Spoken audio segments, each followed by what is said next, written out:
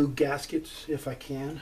The thing is, on these steels and everything, these gaskets are really expensive, so I just like to go ahead and make my own and just put them together that way. And see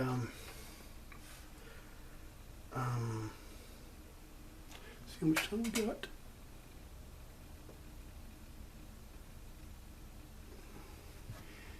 Anyway,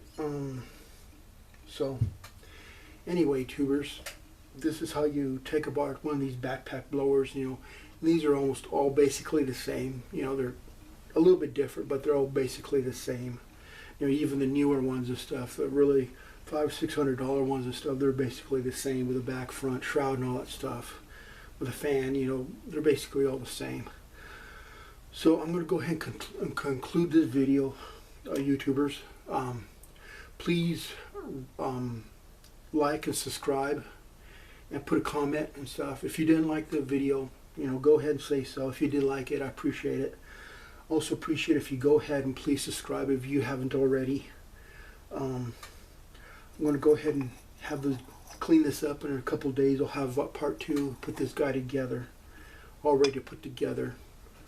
So anyway, this is Joe Vias signing off on this Joe Vias Small Engine Repair and Chainsaw Repair channel, and it's I'll see you next week, or see you tomorrow, or another day. So please give me a thumbs up or a thumbs down, whatever you like.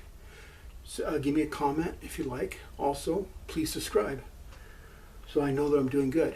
Also, if you like anything, make a comment that what other thing you would like me to work on, like maybe a chainsaw, or maybe I don't know, a digger or something, you know, another type of blower. Tell me what's going on. Thank you very much.